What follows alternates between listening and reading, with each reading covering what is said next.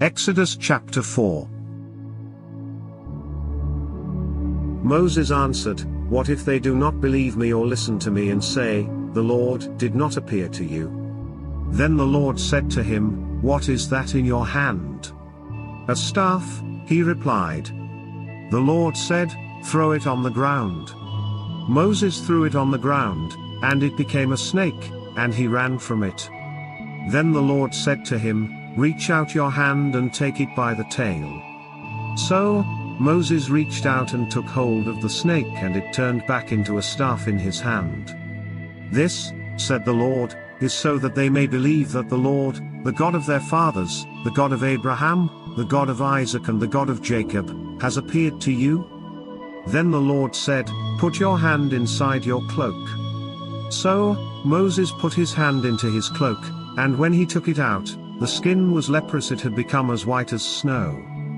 "Now put it back into your cloak," he said. So Moses put his hand back into his cloak, and when he took it out, it was restored, like the rest of his flesh. Then the Lord said, "If they do not believe you or pay attention to the first sign, they may believe the second. But if they do not believe these two signs or listen to you, take some water from the Nile and pour it on the dry ground. The water you take from the river will become blood on the ground." Moses said to the Lord, "Pardon your servant, Lord. I have never been eloquent, neither in the past nor since you have spoken to your servant. I am slow of speech and tongue." The Lord said to him, "Who gave human beings their mouths? Who makes them deaf or mute? Who gives them sight or makes them blind? Is it not I, the Lord? Now go, I will help you speak and will teach you what to say." But Moses said, "Pardon your servant, Lord. Please send someone else." Then the Lord's anger burned against Moses, and he said, "What about your brother, Aaron the Levite? I know he can speak well. He is already on his way to meet you, and he will be glad to see you. You shall speak to him and put words in his mouth. I will help both of you speak and will teach you what to do. He will speak to the people for you, and it will be as if he were your mouth and as if you were God to him. But take this staff in your hand so you can perform the signs with it."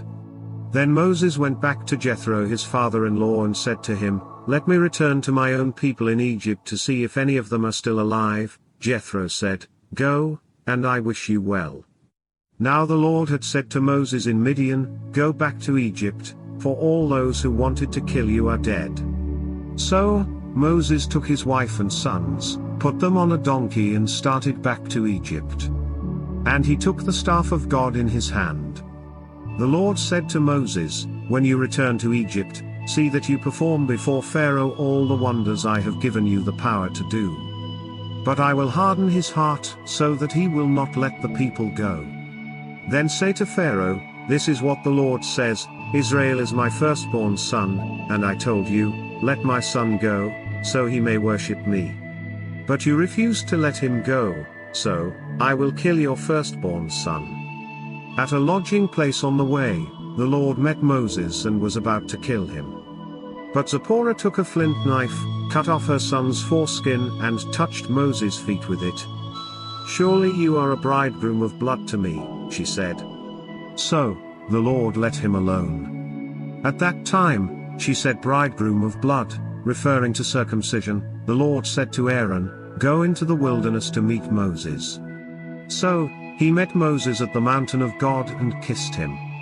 Then Moses told Aaron everything the Lord had sent him to say, and also about all the signs he had commanded him to perform. Moses and Aaron brought together all the elders of the Israelites, and Aaron told them everything the Lord had said to Moses. He also performed the signs before the people, and they believed. And when they heard that the Lord was concerned about them and had seen their misery, they bowed down and worshipped.